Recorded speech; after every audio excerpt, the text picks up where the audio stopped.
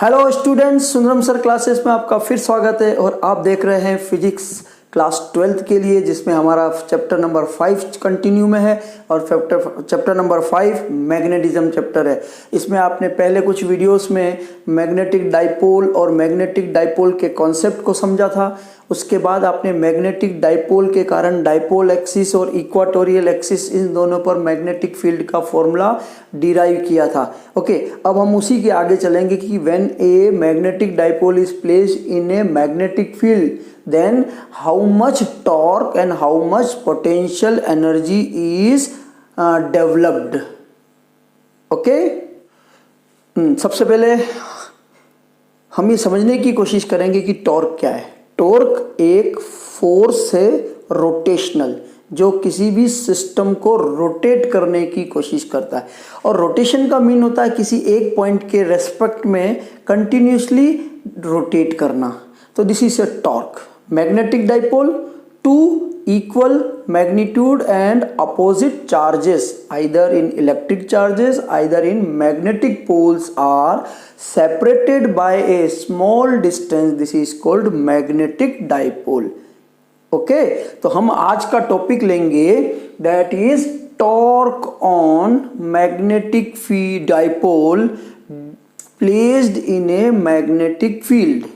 तो क्या है टॉपिक हमारा? Torque on magnetic dipole in a magnetic field. थोड़ा सा समझने की कोशिश करेंगे। देखिएगा ध्यान से, ये आपका जो पैरेलल लाइंस ड्रॉ कर रहा हूं, ये यूनिफॉर्म मैग्नेटिक फील्ड है। यूनिफॉर्म मैग्नेटिक फील्ड का मीनिंग है कि जो मैग्नेटिक फील्ड है वो parallel to the plane of paper है।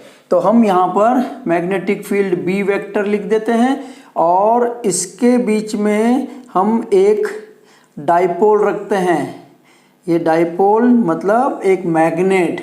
और आपको मालूम है मैग्नेट में दो हाईली कंसंट्रेटेड अट्रैक्टिव फोर्स का पोल होते हैं। Let this force is north pole and let this is south pole. Okay, and the strength of this magnetic pole is QM and this magnetic pole is also QM. तो इनका जो magnetic strength है, capacity to attract और magnet है, वो है आपका QM। अब आपको ये मालूम है कि when any charge either magnetic और electric placed in a magnetic field और electric field, they experiences a force.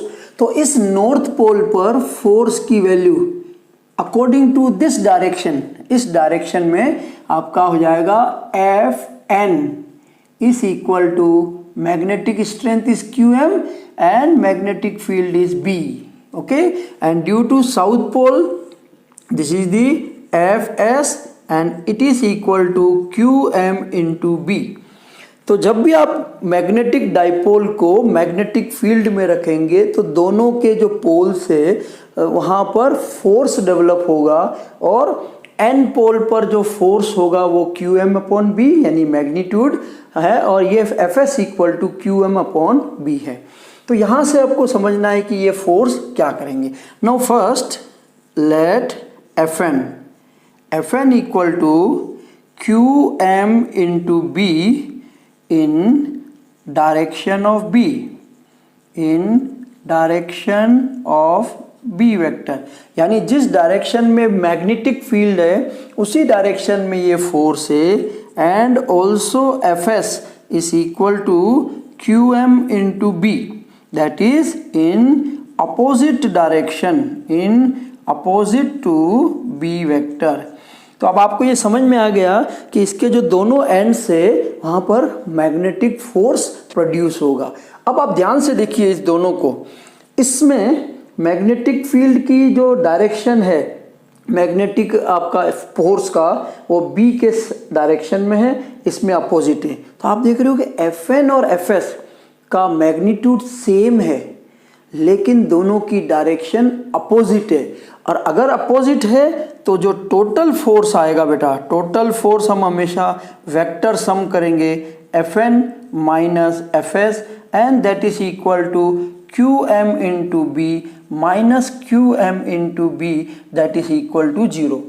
Means electric जो मैग्नेटिक डाइपोल है उस डाइपोल पर इस मैग्नेटिक फील्ड के कारण टोटल जो फोर्स है वो जीरो है। It means there is no linear और ट्रांसलेशनल मोशन। इसमें जो मैग्नेटिक डाइपोल ऐसे मूवमेंट नहीं करेगा। लेकिन इसके साथ साथ भी देखिए इस दो पॉइंट पर, किसी एक सिस्टम के दो अलग अलग पॉइंट पर इक्वल और अपोजिट फोर्स एक्ट करते हैं तो वहां पर एक कपल बनता है, फोर्स कपल हम कहते हैं। तो यहां से हमारा क्या बन गया, फोर्स कपल आपके पास टोटल वैल्यू बनेगी।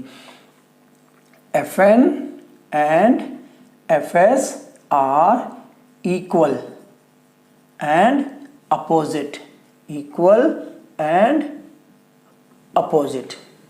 So resultant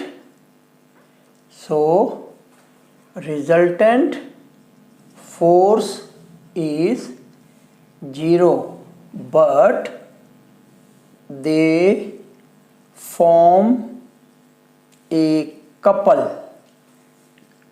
Okay, now then moment of couple, that is called torque, is given by। तो अब आपको लॉजिक समझ में आ गया कि जो टोटल फोर्स है जो ट्रांसलेटरी मोशन प्रोवाइड करता है वो जीरो है, लेकिन ये दोनों फोर्स मिलकर एक कपल बनते हैं और इस कपल का अगर हम मोमेंट ले लें, ठीक है, मोमेंट ऑफ कपल जिसको हम टॉर्क कहते हैं, rotational force, and that is given by, you know that formula for torque is equal to force into perpendicular distance, force into perpendicular distance. यहाँ देखिए हम जैसे इलेक्ट्रोस्टैटिक में भी किया था, हम इस दोनों पॉइंट को एक्सटेंड करते हैं, यहाँ मिल जाता है, और इसके जो सेंटर लाइन है यहाँ मिला देते हैं, तो ये एंगल थीटा है। तो आपको ध्यान हो तो इस दोनों की टोटल लेंथ 2l होती है, तो यहाँ पर 2l साइन थीटा है और यहाँ 2l कॉस थीटा है। अब देखिए ये एक फोर्स है ऐसे, और इसकी परपेंडिकुलर डिस्टेंस है 2l sine theta. So torque tau is equal to force कितना है, QM into B and multiplied by 2l sine theta. ये हमारा टॉर्क का फॉर्मूला हो गया। और आपको अब ये मालूम है QM इंटू 2l है, तो यहाँ पर क्या होता है, मैग्नेटिक मोमेंट बन जाता है। So torque is equal to m into b into sin theta, where m equal to qm into 2l। ये आपने पहले भी पढ़ा है इसलिए मैंने लिख दिया। तो आपके पास क्या फॉर्मूला आ गया, टॉर्क का m into b into sin theta. और अब आपको यहाँ मालूम है कि अगर कोई फोर्स a है, b और sin थीटा है तो क्या बनता है, a क्रॉस b बन जाता है, a क्रॉस b बनता है। तो क्या बनेगा वेक्टर फॉर्म में, torque vector is equal to m vector cross product of b vector. तो ये हमारा वेक्टर नोटेशन में टॉर्क का फॉर्मूला बन गया जब हम मैग्नेटिक डाइपोल को मैग्नेटिक फील्ड में रखते हैं। ठीक है, अब हम इसकी देखो डायरेक्शन की बात करें। Direction of torque is given bye right hand screw rule.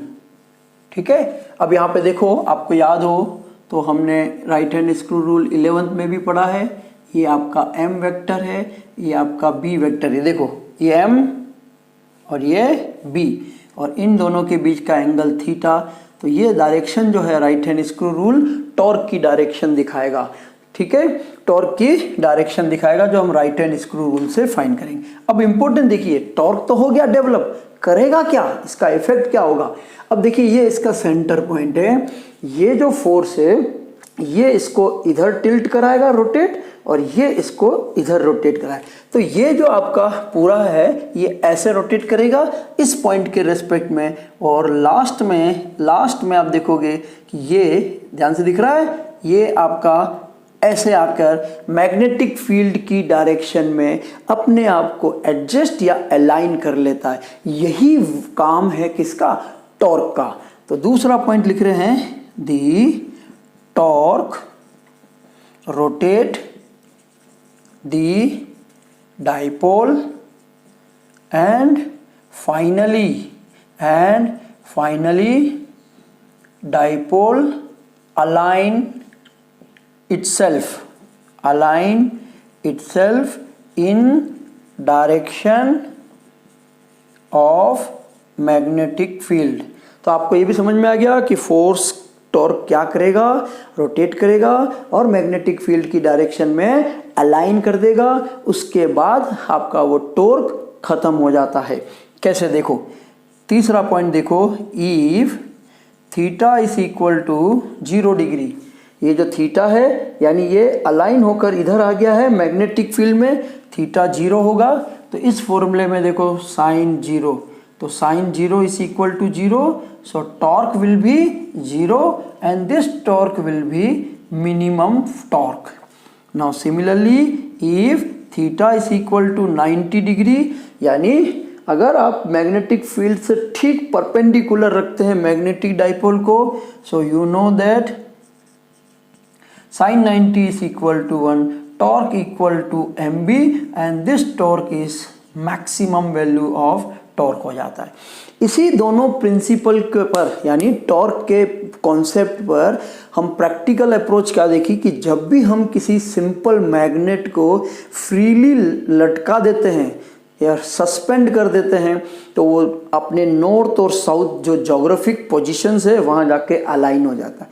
ऐसा क्यों होता है? समझिए, हमारा जो अर्थ है उस अर्थ का मैग्नेटिक फील्ड है बी, यानी अर्थ में कुछ मैग्नेटिक फील्ड है।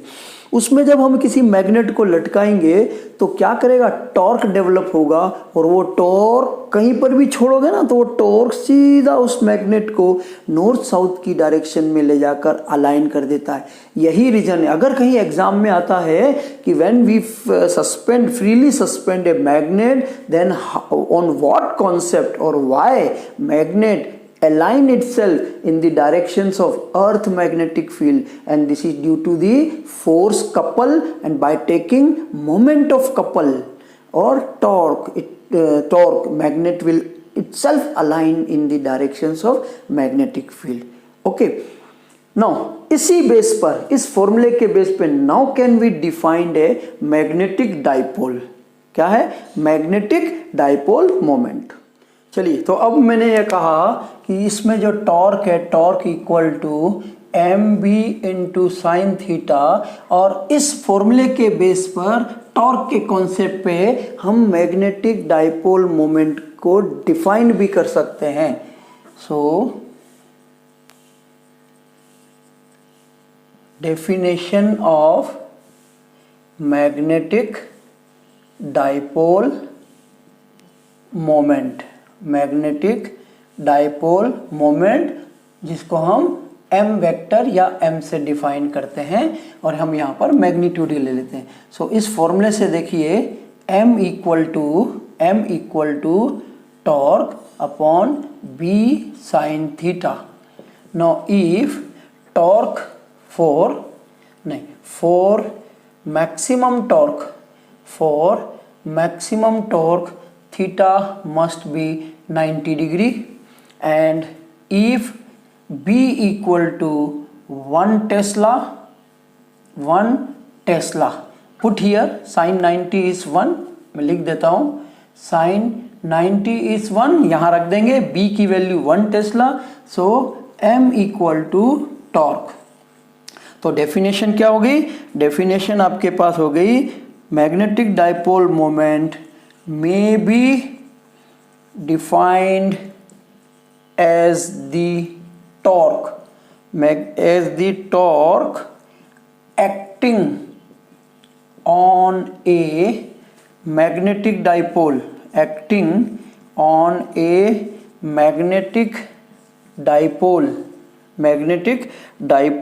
placed perpendicular to the magnetic field, field, to a magnetic field of strength, of unit strength, of unit strength. Unit strength means B is equal to 1 Tesla. और हम यहाँ पर इसको यूनिफॉर्म मैग्नेटिक फील्ड लिख लीजिए, perpendicular place to the uniform magnetic field. Okay, this is the definition of the way. Means ये कह रहा है कि B अगर 1 है, थीटा 90 है, तो टॉर्क मैक्सिमम होगा और उस M की वैल्यू उस मैक्सिमम टॉर्क के इक्वल होगी जब मैग्नेटिक डाइपोल को मैग्नेटिक फील्ड की डायरेक्शन के परपेंडिकुलर डायरेक्शन में अगर हम रखते हैं तो जितना टॉर्क होगा उतना ही मैग्नेटिक मोमेंट, डाइपोल मोमेंट होगा। ये हमारा डेफिनेशन है कंप्लीट। अभी हमने मैग्नेटिक डाइपोल को जब मैग्नेटिक फील्ड में रखते हैं तो टॉर्क हो गया। अब उसी से रिलेटेड पोटेंशियल एनर्जी है।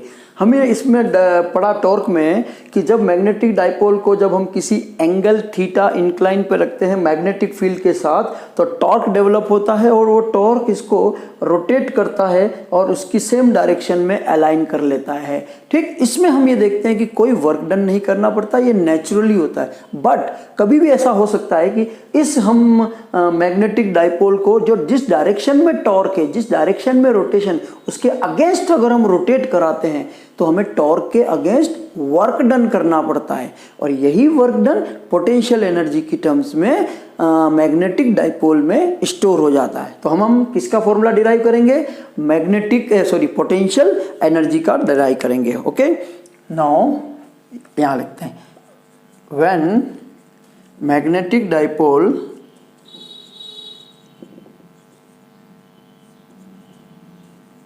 is rotated against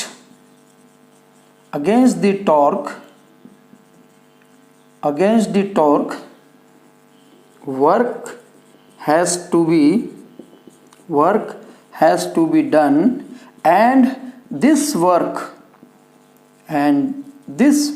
is stored as a potential energy, in magnetic dipole,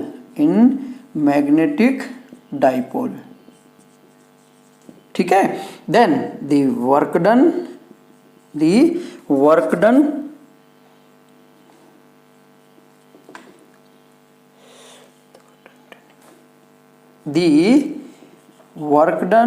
in turning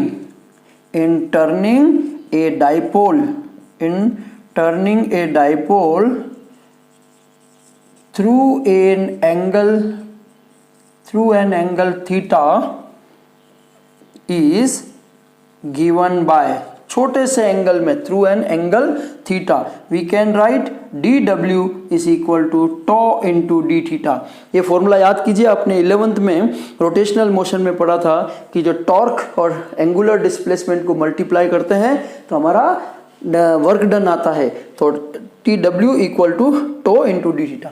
और अभी हमने इससे पहले वाले डेरिवेशन में torque T equal to mb into sine theta पढ़ा, इसको हम यहाँ पुट कर देते हैं, dw is equal to mb sine theta and D theta. अब हमें ये हमने वर्क डन निकाला फॉर स्मॉल एंगल। अगर मुझे पूरा वर्क डन निकालना है तो हम इंटीग्रेशन ले लेते हैं। तो इंटीग्रेशन में क्या आएगा, देखिए dw का इंटीग्रेशन dw और यहाँ पर हमारा हो जाएगा mb integration sine theta into D theta and theta 1 से थीटा 2 का डिस्प्लेसमेंट अगर हमें करना है अगेंस्ट में। तो यहाँ पर आप देखिए ये m into B sine theta का integration minus cos theta then limit theta 1 to theta 2। तो total work done w equal to mb, ये माइनस आपका बाहर आ गया और ये लिमिट आपने लगा दी। हमने कई वीडियो में ये पढ़ा हुआ है cos theta 2 into cos theta 1, तो ये 1। तो ये हमारा फाइनल फॉर्मूला आ गया वर्क डन का, किसका? वर्क डन का आ गया। And this work done is equal to, मैंने अभी कहा था पोटेंशियल एनर्जी है, स्टोर हो जाता है मैग्नेटिक डाइपोल में। So you can write potential energy is equal to U is equal to minus M B into cos theta 2 minus cos theta 1। This is the total potential energy stored in the magnetic field. Okay, तो हम जब किसी angle theta 1 से theta 2 के बीच में इस dipole को rotate कराते हैं तो कितना पोटेंशियल एनर्जी उस मैग्नेटिक फील्ड में, मैग्नेटिक फील्ड के कारण डाइपोल में स्टोर होगा, वो फॉर्मूला है। अब हम कुछ एंगल्स को लेकर कुछ डिफरेंट केसेस ले लेते हैं। इसमें आप देखिए, पहला केस अगर हम ऐसा कहते हैं कि अगर m जो की डायरेक्शन, मैग्नेटिक डाइपोल की direction perpendicular to magnetic field होता है, तो यानी आपका जो थीटा रहेगा वो 90 है और cos 90 0 है, तो आप ये देखेंगे कि टोटल जो पोटेंशियल एनर्जी है वो आपका 0 होगा। इसका मतलब अगर शुरू में ही अगर मैग्नेटिक डाइपोल मोमेंट परपेंडिकुलर है तो कोई वर्क डन नहीं होगा, कोई पोटेंशियल एनर्जी स्टोर्ड नहीं होगी। अब दूसरा देखो, केस नंबर 2, अगर हम ऐसा मानते हैं कि जो थीटा 1 है वो 90 डिग्री ले लिया जाए शुरू में, और थीटा 2 को किसी थीटा डिग्री तक हम उसको रोटेट कराना चाहते हैं, तो इस फॉर्मूले में क्या बनेगा, u equal to minus M into B, bracket में cos theta minus cos 90 degree, और आपको ये मालूम है कि u is equal to minus M B cos 90 0, तो हमारे पास बच गया कॉस थीटा। और आपको ये मालूम है कि जब ए बी कॉस थीटा होता है तो डॉट प्रोडक्ट आ जाता है, तो u vector is equal to m dot B vector, और साइन रहेगा माइनस में। तो ये आपका एक जनरल डायग्राम हो गया, जनरल फॉर्मूला हो गया कि जब डाइपोल 90 पर हो और किसी थीटा पर ले जाना हो। अब हम इसमें ऐसा कहते हैं कि अगर मेरा जो थीटा है 0 डिग्री तक ले जाना हो, डाइपोल ऐसा है थीटा 0 तक ले जाना है, तो हम इस वाले फॉर्मूले में cos 0 रखेंगे, तो cos 0 degree is equal to 1, then u equal to minus m into b cos theta 1 minus, so this will be a minimum value, this will be a minimum value, and this condition is called stable equilibrium condition, stable equilibrium condition है, क्योंकि torque energy minimum store हो रही है तो rotation में आपके पास values कम आएगी। Theta की वैल्यू अगर हम 90 लेंगे तो u equal to minus M B into cos 90, तो वो 0 हो जाएगा। तीसरा फाइनल केस, थीटा को अगर हम 180 लेते हैं, थीटा को 180 लेते हैं तो cos 180 minus 1, so you will get u equal to plus M B, और ये आपका मैक्सिमम टॉर्क देगा, और मैक्सिमम टॉर्क पर हमेशा डाइपोल अनस्टेबल इक्विलिब्रियम कंडीशंस पे आता है। तो डिफरेंट एंगल की कंडीशंस पे टॉर्क और उससे जो वर्क डन होगा और उससे जो पोटेंशियल एनर्जी स्टोर्ड होगी मैग्नेटिक फील्ड में, तो उसमें डिफरेंट सिचुएशंस में स्टेबल इक्विलिब्रियम और दूसरे डिफरेंट सिचुएशन में अनस्टेबल पे होगा। तो जब एंगल जीरो है तो आपका मैग्नेटिक जो है डाइपोल मोमेंट m पैरेलल होगा b के, ये एक इम्पोर्टेंट है। और जब 180 होगा तो ये एंटी पैरेलल हो जाएगा। क्या हो जाएगा? एंटी पैरेलल कंडीशंस में होगा। इसका मतलब अगर पैरेलल है तो स्टेबल रहेगा, एंटी पैरेलल है तो वो अनस्टेबल रहेगा। तो इस वीडियो में हमने मैग्नेटिक डाइपोल को मैग्नेटिक फील्ड में रखने पर टॉर्क और पोटेंशियल एनर्जी का किस तरह से कॉन्सेप्ट होता है, डेरिवेशन होता है, फॉर्मूले और कुछ डेफिनेशंस हमने इसमें किए। तो इस वीडियो में यहीं पर हम फिनिश करते हैं। अगले वीडियो में हम कुछ और टॉपिक्स लेके आएंगे। तब तक आप पुराने वीडियोस और इस वीडियोस को कंटिन्यू देखिए, अच्छे से नोट्स बनाइए और अरिहंत की जो बुक्स आती है सीबीएसई के लिए क्लास 12 के लिए उसको देखिए, क्वेश्चंस को सॉल्व कीजिए। कोई भी डाउट हो तो इस वीडियोस में आप कमेंट डालिए, कमेंट डालेंगे तो मैं आपको उसको सॉल्यूशंस देने की पूरी कोशिश करूँगा। तब तक मेरे जो चैनल है उसको सब्सक्राइब कीजिए, दोस्तों के साथ शेयर भी कीजिएगा, लाइक और कमेंट्स तो आपको हमेशा करना ही करना है। इसी के साथ always be A positive. All the best from Sundaram sir classes. Thank you.